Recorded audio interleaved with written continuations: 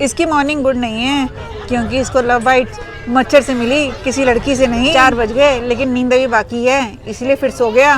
फिर सुबह 9:30 बजे उठा। दुनिया इधर की उधर हो सकती है लेकिन इसकी मील नहीं। और खाना मांग रहा था और कोई काम तो है नहीं, बस खाओ निकालो खाओ निकालो। फिर इसने काटे नाखून, चलो इसको कुछ काटना तो आता है कम से कम। फिर इसने मुंह धोया और इसको समझ में आ गया वो इसको छोड़ के क्यों गई थी, इसकी शक्ल की वजह से।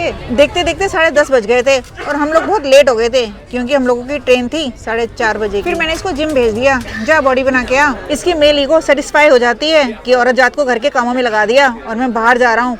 सही बात तो ये है, मेरे को शांति चाहिए थी इसीलिए घर के बाहर भेजा इसको। फिर इसने बाहर जाके गन्ने की रेडी लगाई। अरे नहीं नहीं, गन्ने का जूस पिया प्री वर्कआउट में और गौ माता की कार्ब्स लोडिंग करी रोटी खिला के। हाँ, बॉडी नहीं बन रही लेकिन जिम तो जाता ही है। जिम में हमारी चेस्ट और घर आके बाइसेप। गुड़िया को उठा के, मुझे कोई बुढ़िया नहीं बोलेगा, मैं भी लड़की हूँ, नेल पॉलिश लगा रही हूँ। फिर हमने जाना था नई दिल्ली रेलवे स्टेशन, इसके लिए कैब बुक कर रही थी। कैब बहुत सस्ती थी इसीलिए हम गए मेट्रो पे। महंगी चीजों की आदत है ना हमें। मेट्रो स्टेशन तक हम गए रिक्शे पे। ये लड़कियों के साथ बैठा था लेकिन रिक्शे वाले भैया से भी इसकी खुशी देखी नहीं गई और इसको अपने पास बिठा लिया। इसका कार्ड तो चल गया था लेकिन मेरा नहीं चला क्योंकि मैं ठहरी हेक्टर में जाने वाली, कहाँ मेट्रो में जाऊंगी। फिर ये वैशाली में बैठ के चला गया।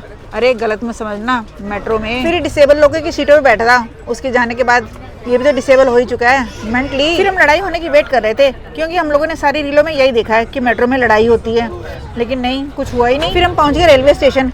कह रहा था ये पटरी पे लेट जाऊं तो हैरान मत होना क्योंकि मेरी बॉडी नहीं बन रही, ऐसे नहीं तो ऐसे तो बन ही जाएगी। फिर हमने ली डाइट कोक। एक गरीब के घर में खाने को कुछ हो ना हो लेकिन डाइट कोक पीने की जो जरूरत है। हमारी ट्रेन आ गई थी शताब्दी एक्सप्रेस। हम लोग अमृतसर जा रहे थे।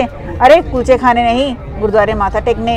फिर ये खा पी के सो गया था और सपना देख रहा था कि दूसरे डब्बे पे बहुत सारी लड़कियां होंगी जिसमें से मेरे सपनों की रानी होगी सिमरन। बाकी का ब्लॉग कल, और आप लोग फॉलो कर लो जिन्होंने नहीं किया, और जिन्होंने जिन किया है वो लाइक जरूर कर लेना।